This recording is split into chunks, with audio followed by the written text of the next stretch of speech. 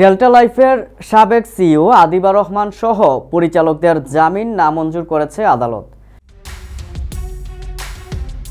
Delta life insurance company লিমিটেডের সাবেক chairman Manjurur Rahman ও তার পরিবারের সদস্যদের বিরুদ্ধে প্রখ্যাত অডিট ফার্ম একনাভিন চার্টার্ড অ্যাকাউন্ট্যান্টসের অডিট রিপোর্টে ৩,৬৮৭ কোটি টাকার দুর্নীতি উদ্ঘাটিত হয়েছে।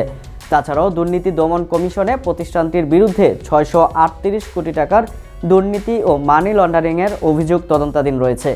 বর্তমান পরিচালনা পর্ষদের চেয়ারম্যান পতিত স্বৈরাচারের দোসর আওয়ামী লীগের একাধিকবারের সাবেক এমপি হাফিজ আহমেদ মজুমদার এবং দুর্নীতিবাজ সাবেক চেয়ারম্যান মঞ্জুরুর রহমানের অবৈধ প্রভাবে তার ছেলে জিয়াদ রহমান, স্ত্রী সুরাইয়া রহমান, মেয়ে আনিকা রহমান, মেয়ে সাইকা রহমান ও মেয়ে আদিবা রহমান আইন বহির্ভূতভাবে নিজেদের ভুয়া উদ্যোক্তা পরিচালক দেখিয়ে কোম্পানিতে সীমাহীন দুর্নীতি করেন।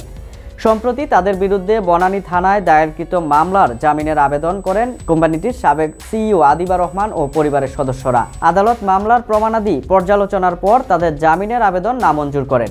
এদিকে জামিনের আবেদন নামঞ্জুর হওয়ার পর বনানী থানা কর্তৃপক্ষ আসামিদের বিরুদ্ধে ওয়ারেন্ট জারি করেছে।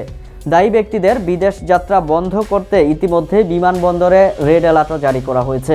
ডেল্টা লাইফ ইন্স্যুরেন্সের মূল উদ্যোক্তা ও সাধারণ শেয়ারহোল্ডারদের পক্ষ থেকে দাবি করা হয়েছে তারা এতদিন অবৈধ পন্থায় কোম্পানির ক্ষতি করে নিজেরা লাভবান হয়েছেন। তাই এরা যাতে দেশ ছেড়ে পালিয়ে যেতে না পারে তাদেরকে গ্রেফতার করে দৃষ্টান্তমূলক শাস্তির ব্যবস্থা নিশ্চিত করতে হবে।